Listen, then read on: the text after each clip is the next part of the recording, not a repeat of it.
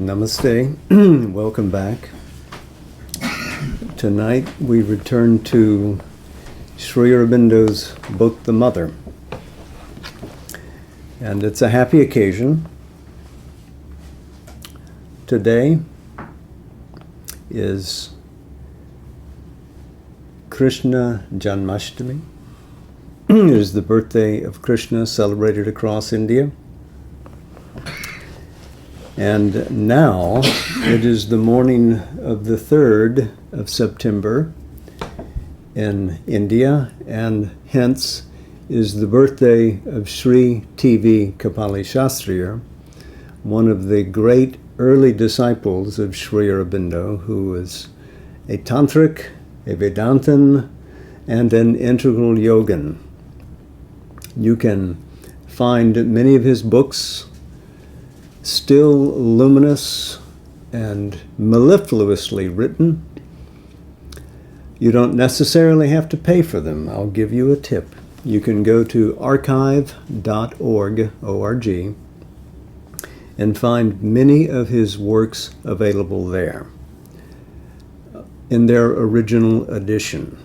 They have been often subsequently reprinted. Unfortunately, the editorial standards have slipped, and I would refer you back to the original editions, and if you don't mind reading them on your iPad or your favorite tablet or on your computer, then you can have them without expense to you just by searching. Sri T.V. Kapali Shastriya.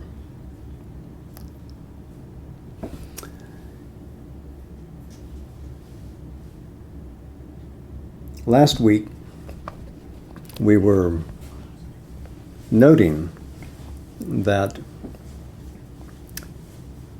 the book, The Mother, was published in 1928, but the first chapter was a message released on the birthday of the Mother, formerly known as Mira Richard, before that is Mira Alfasa.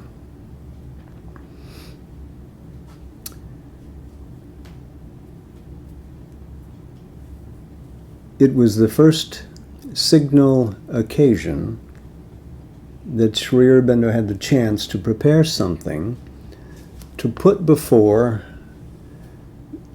the group who had gathered around him to practice collective yoga, to practice what was a full yoga, an affirmative yoga, which came to be called Purna Yoga and integral yoga.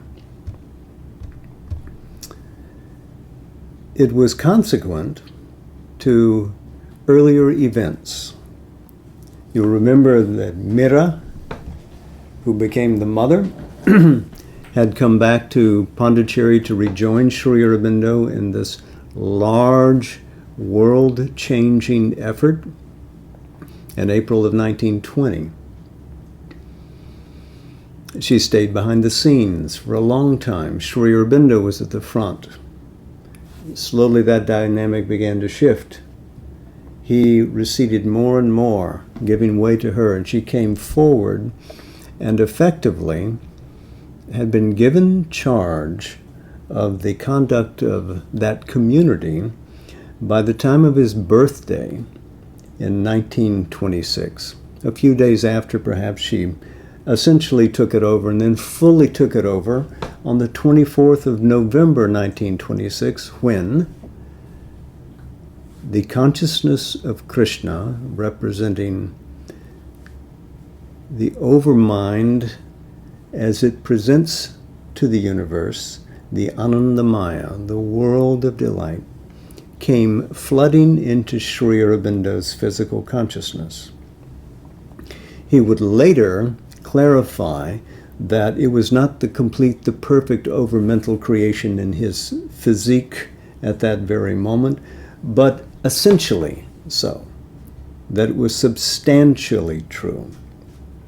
So today we speak about Krishna's birthday. In a sense, he has another birthday every year like this, but he had a great birthday when he greeted the earth in 1926, consenting to be a fulsome part, a real partner in the earth's evolution of a greater consciousness, to go beyond what he had achieved in establishing the overmental principle in the earth atmosphere thousands of years earlier. Now he is a full partner, aiding and abetting and encouraging Sri Aurobindo to develop a yoga that could transform life. A very different goal from any yoga then being practiced in India or anywhere. So this message is a clarion call. We read it aloud last week. And best to let Sri Aurobindo speak with his own force. So perhaps each time we'll try to read either the whole of a chapter or a significant part of the chapter without an interruption, and we'll come back and comment about it afterwards. But let's hear the music of his language. Let's feel the power of his mantra. So last week we were looking at how the assembly around him was coming into congruence to practice this collective yoga. It wasn't simply a yoga that Sri Aurobindo practiced and he radiated its truth. Everyone was practicing at once, with him and with the mother.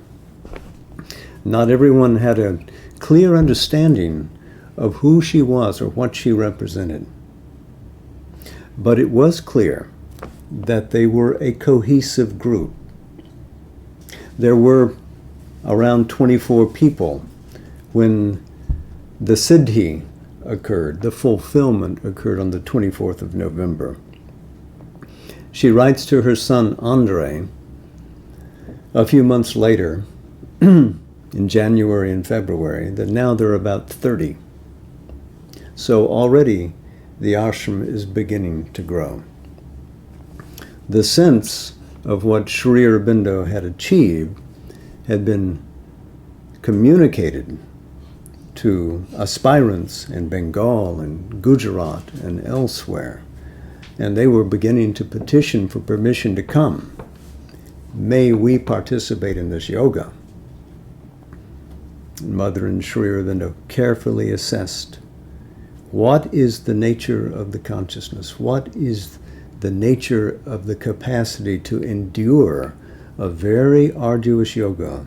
This isn't the invitation into a field of secret felicities endrawn in seclusion.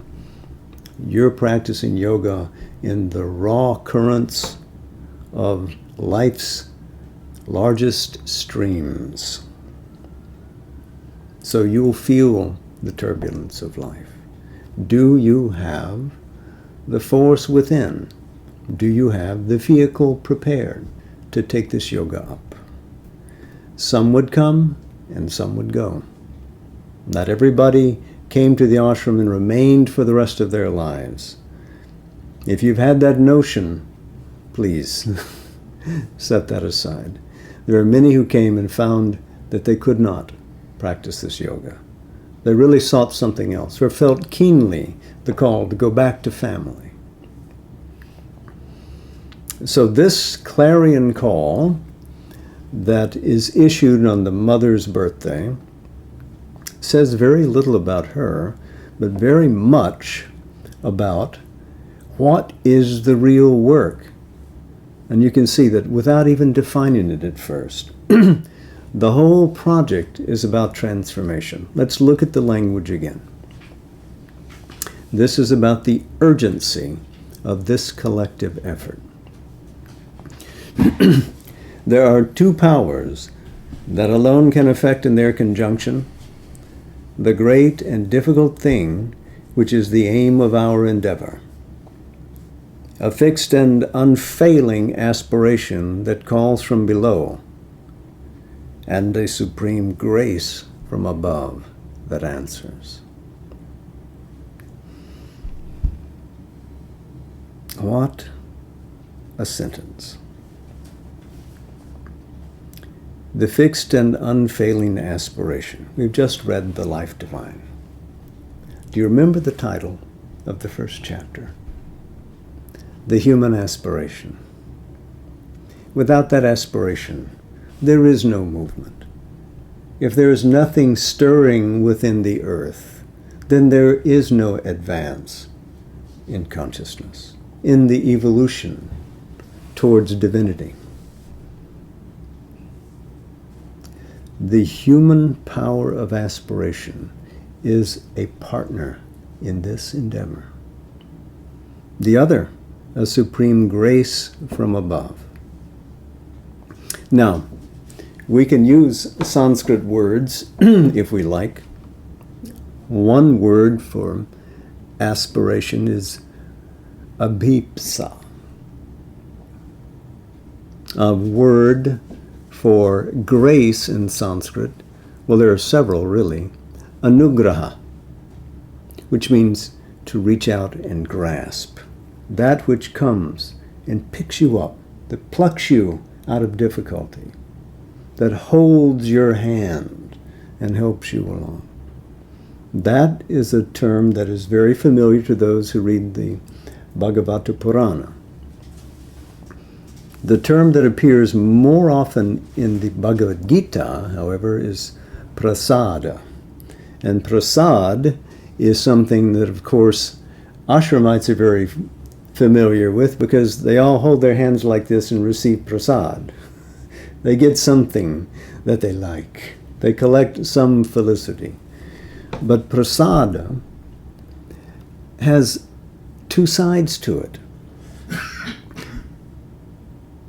Prasad is something first that the human offers. I gather my experience from life. I gather what wisdom I have, what wealth I have, what I am, what I wish to be, and I offer it. And in offering it, the divine accepts and then responds. And that is the other side of prasad. That is the descent. It's a response from love.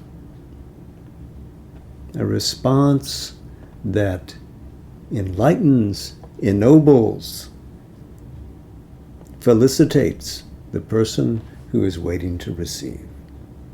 And so here, an aspiration that calls from below and a supreme grace from above that answers. That describes it perfectly. But it also could be described, grace could also be described in Sanskrit as kripa, which is a favorite term in South Indian devotionalism because it puts the emphasis on the doing. It's an act. It's not simply a posture where one receives inwardly.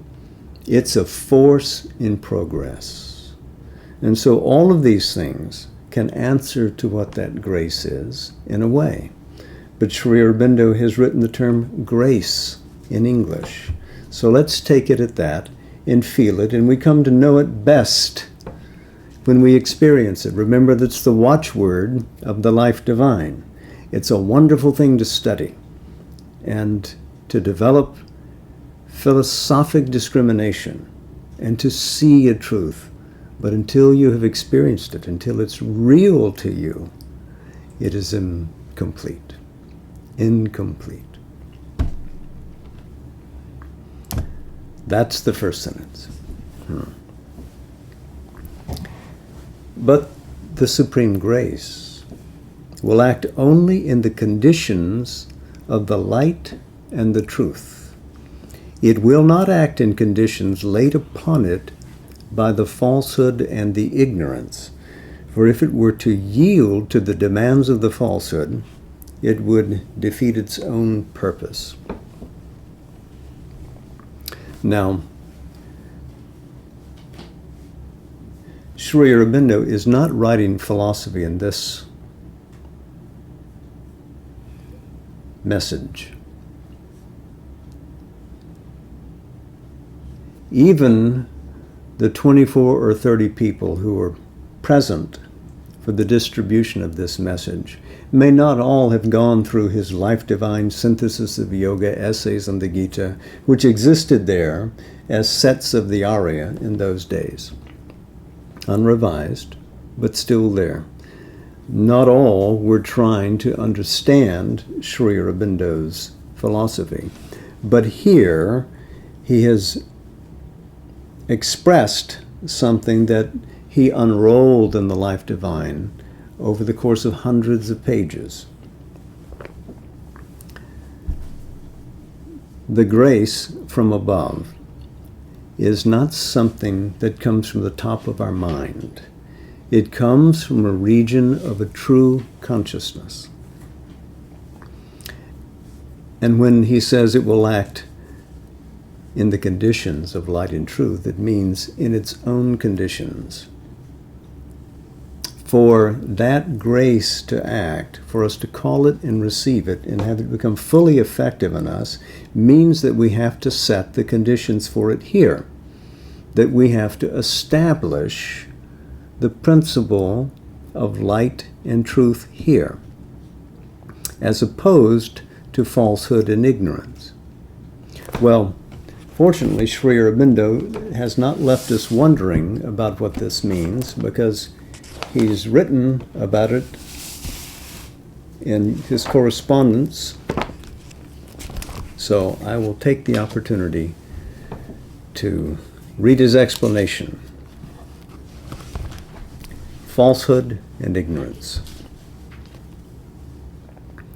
Ignorance means avidya, the separative consciousness and the egoistic mind and life that flow from it, and all that is natural to the separative consciousness and the egoistic mind and life. This ignorance is the result of a movement by which the cosmic intelligence separated itself from the light of the supermind, the divine gnosis, and lost the truth. Truth of being, truth of divine consciousness, truth of force and action, truth of Ananda. As a result, instead of a world of integral truth and divine harmony created in the light of the divine gnosis, we have a world founded on the part truths of an inferior cosmic intelligence in which all is half truth, half error. It is this that some of the ancient thinkers like Shankara, not perceiving the greater truth force behind, stigmatized as Maya and thought to be the highest creative power of the divine. All in the consciousness of this creation is either limited or else perverted by separation from the integral light. Even the truth it perceives is only a half knowledge. Therefore, it is called the ignorance. Falsehood, on the other hand, is not this avidya, but an extreme result of it.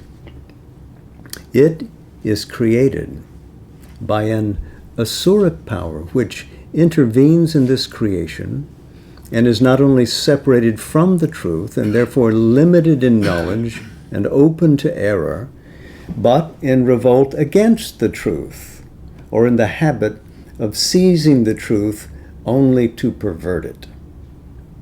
This power, the dark asuric Shakti, or Rakshasic Maya, puts forward its own perverted consciousness as true knowledge, and its willful distortions or reversals of the truth as the verity of things. It is the powers and personalities of this perverted and perverting consciousness that we call hostile beings, hostile forces. Whenever these perversions created by them out of the stuff of the ignorance are put forward as the truth of things, that is the falsehood in the yogic sense, mithya moha.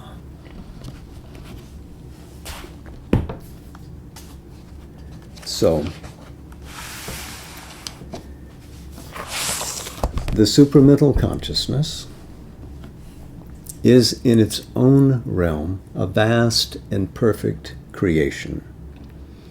But as it takes its oneness and its integrality and throws into harmonic diversity its potential, and then leans into the diversity with the oneness at the back, it creates the potential of a further involution of itself, where the diversity becomes paramount and the unity is, as it were, lost. And that becomes the overmind, where still there is massive, massive consciousness, globality of view, but each truth, in a sense, has its own force and doesn't recognize that it's constellated with all others. It sees all others in the terms of its own perspective and its own wideness.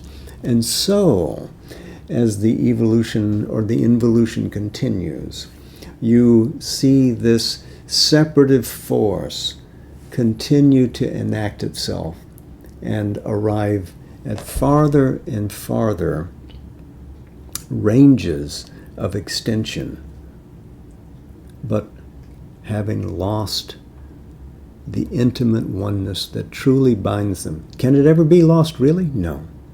But we can ignore it, and that is what ignorance is. We have ignored the essential truth of things.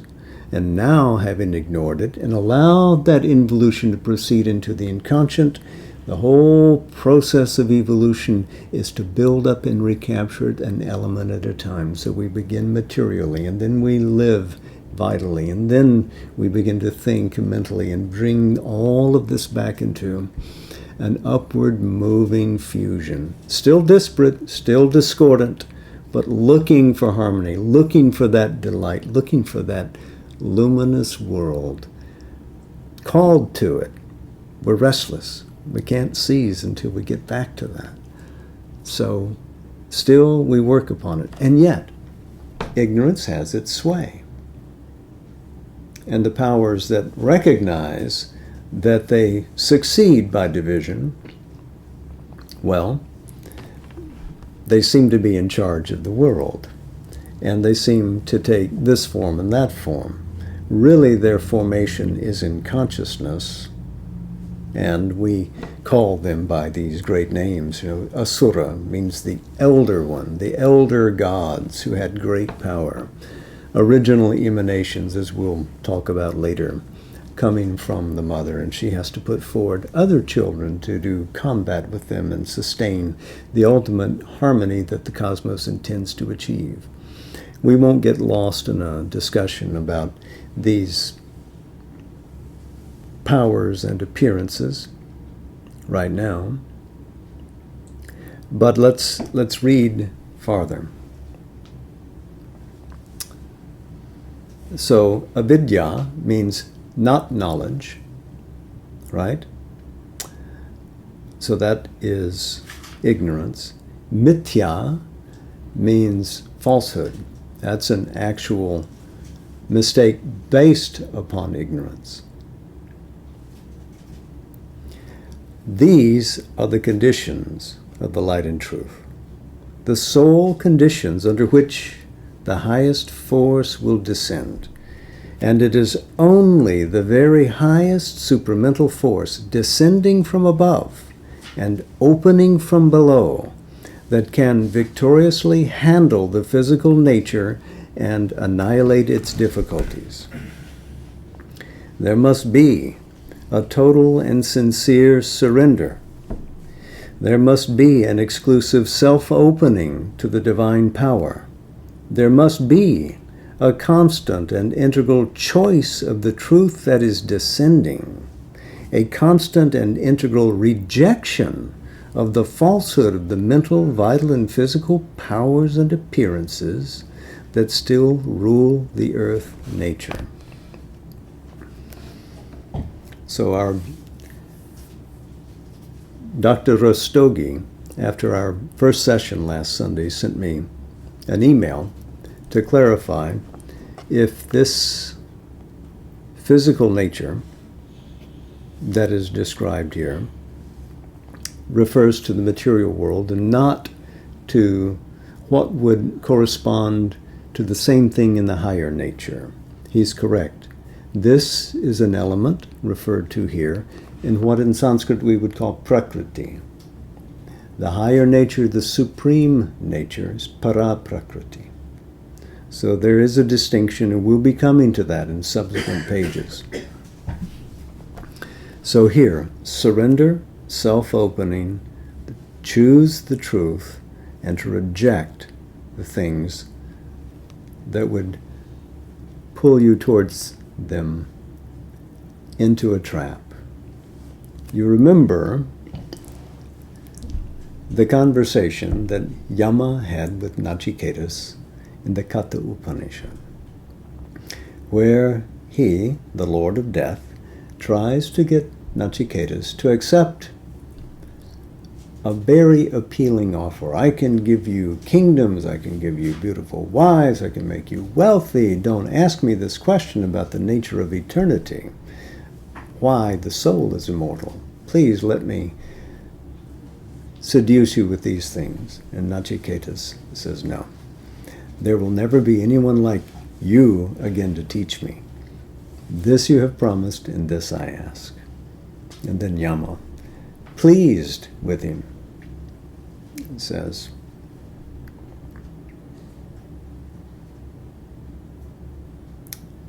the wise man and will walk around an object to examine it.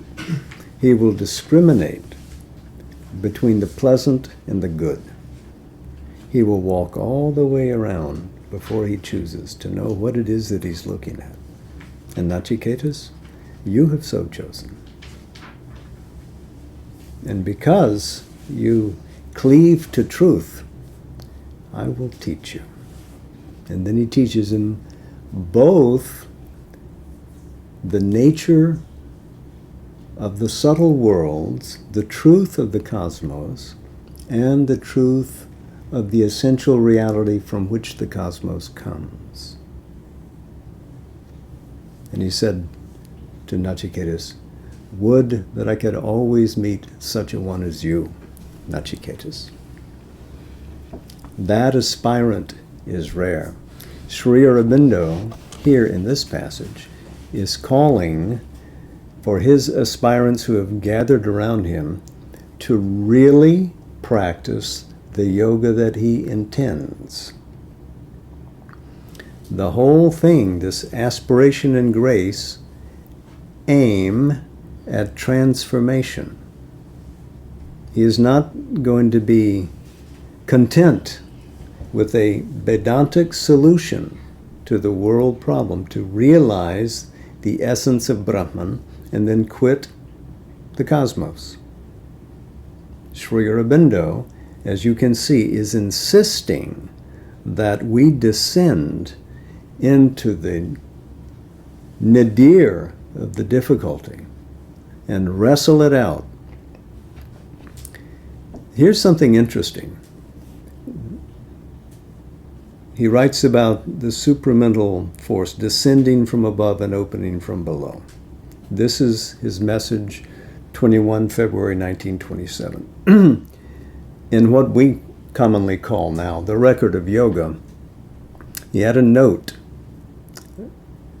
written down in January of 1927, about a month before, in which he's making comment about his effort to transform his body by renouncing food. In other words, to install energy in his system from supraphysical forces and sources. He writes, the attempt, therefore, was premature. In order that it should succeed, one of two things was necessary. Either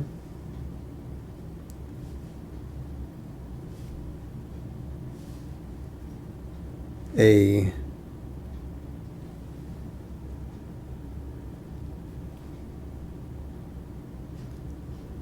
I can't read my own handwriting, either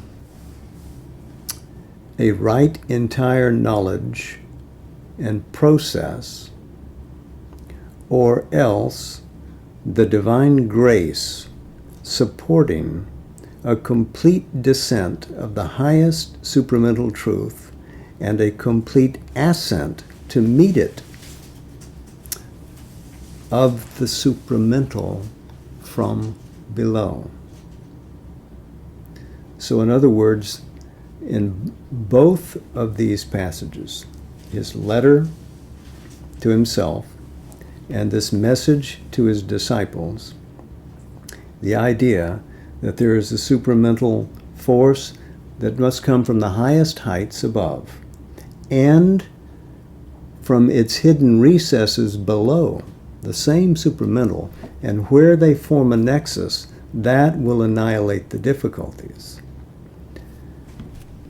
So his note made it into the message. And in the doing so, the reliance on the yogic force and not upon the apparent assistance of the vehicle is what is paramount here. It is again that conjunction of the supramental above and the supramental below that takes care, that works to resolve the discords in mind, life, and body. They must aspire. We must make a wholesale conversion in how we approach the prospect of yoga in our mind, in our feeling, in how we power our lives, in how we conduct all these processes through the body. But that isn't where the real work happens. It's happening in our capacity to communicate with and be in contact with these powers above and below as they open. That's the real engine for success. So the solution, therefore, is not within the outer structure of the lower nature in Prakriti. It is not to be found in mind, life, and matter. It is in restoring the integrity of our consciousness. And the only thing that really has that integrity in a dynamic way is the supramental.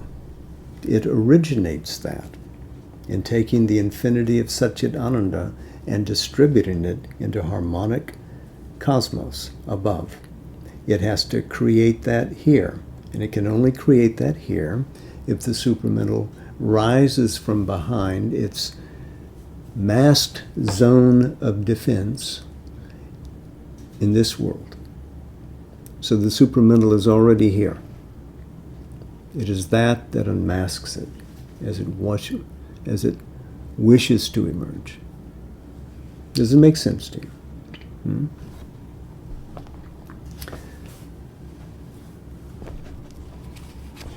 Let's see if we can get another paragraph in.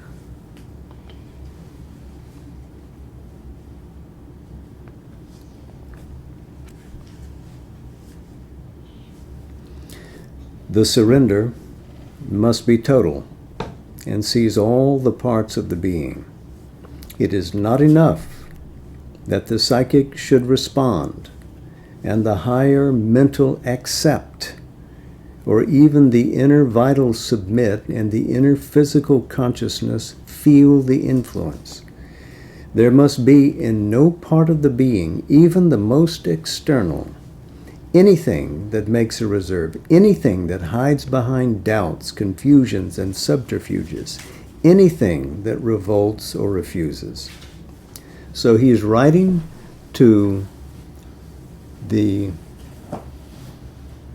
members of his ashram. challenging them to go beyond the brilliance of their inner experiences.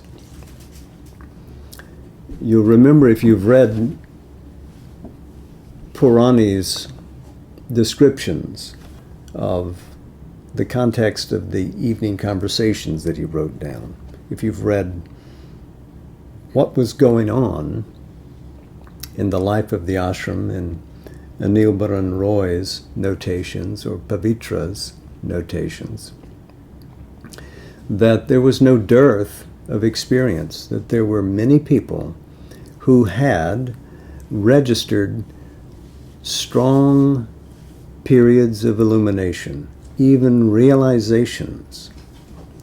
Sri Aurobindo later commented that these realizations and experiences were in the main limited to the mind and the inner being. What he's described here, of course, is what we would come to know in the Life Divine as the subliminal range, the higher mind. You can't get to the higher mind if you haven't been to the inner mind. To get to that, the higher mental accept, inner vital.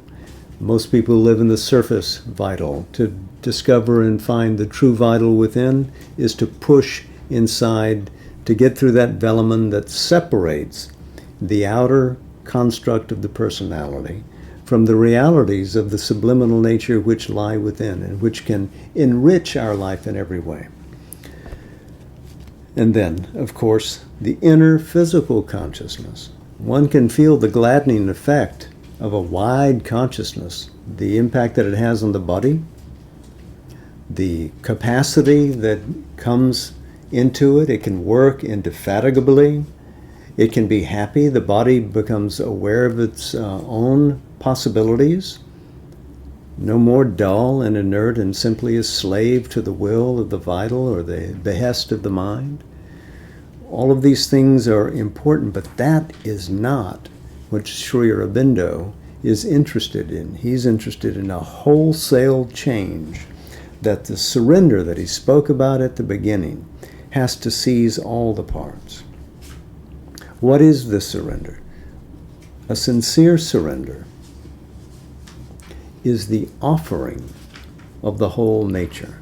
It is not the surrender in a martial sense. It's not that you've been conquered by the divine.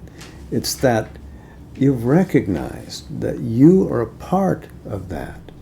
It's easy in that way for that drop of milk to come back into the ocean of milk, especially if it knows that it won't be annihilated, that it continues as a drop, as part of the ocean. This is the beauty of the supramental consciousness, as opposed to the realization available through Vedanta and its normal techniques, which abolishes individuality. Here, individuality is subsumed into universality and essentiality without abrogation of its real status, because the individual exists in that. It is an aspect of the transcendent. That transcendent throws itself out as universe, as individual, and as the cosmicized individual eventually. So here, Sri Aurobindo is insisting that this offering be part of the entire nature, that mind and heart and energy and body all participate in that. Now, we've only read a portion of this first chapter tonight, but you can see what would the ashram feel like having received this challenge. This takes them out of anything they thought they were practicing. If they thought they were practicing bhakti yoga or jnana yoga or karma yoga or any of them in combination, then the scales have just been taken from their eyes, because this is a bigger prospect. This is a cosmic yoga. You're doing it not for you. You're not even doing it for the universe. You're doing it for that. And you're trying to find within yourself all that denies the advent of that so that you can expose it to light and it be changed in the light's effulgence. Well, I think that's enough for an evening. We'll continue to work in chapter 1 next time.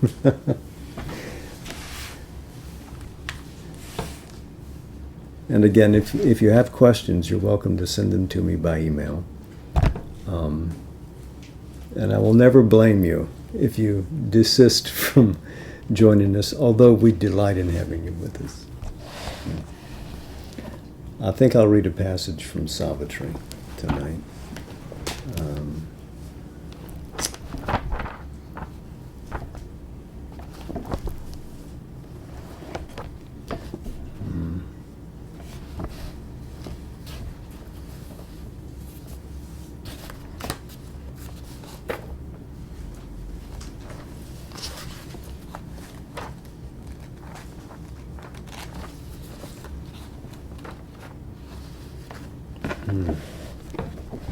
This is from Book 2, the Book of the Traveler of the Worlds. This is the opening of Canto 12, The Heavens of the Ideal. Always the ideal beckoned from afar, awakened by the touch of the unseen, deserting the boundary of things achieved, aspired the strong discoverer, tireless thought, revealing at each step a luminous world. It left known summits for the unknown peaks. Impassioned, it sought the lone, unrealized truth. It longed for the light that knows not death and birth. Each stage of the soul's remote ascent was built into a constant heaven felt always here. At each pace of the journey marvelous, a new degree of wonder and of bliss, a new rung formed in being's mighty stair, a great wide step trembling with jeweled fire as if a burning spirit quivered there, upholding with his flame the immortal hope, as if a radiant God had given his soul that he might feel the tread of pilgrim feet mounting in haste to the Eternal's house. At either end of each effulgent stair, the heavens of the ideal mind were seen in a blue lucency of dreaming space, like strips of brilliant sky clinging to the moon. On one side glimmered hue on floating hue, a glory of sunrise breaking on the soul, in a tremulous rapture of the heart's insight, and the spontaneous bliss that beauty gives, the lovely kingdoms of the deathless rose. Above the spirit cased in mortal sense are superconscious realms of heavenly peace. Below, the inconscient's sullen, dim abyss. Between, behind our life, the deathless rose. Across the covered air, the spirit breathes, a body of the cosmic beauty and joy unseen, unguessed by the blind, suffering world. Climbing from nature's deep, surrendered heart, it blooms forever at the feet of God, fed by life's sacrificial mysteries. Here, too, its bud is born in human breasts. Then, by a touch, a presence, or a voice, the world is turned into a temple ground, and all discloses the unknown beloved.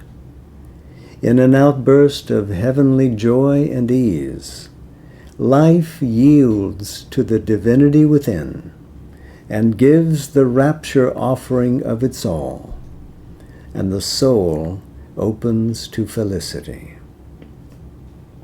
A bliss is felt that never can wholly cease. A sudden mystery of secret grace flowers, goldening our earth of red desire.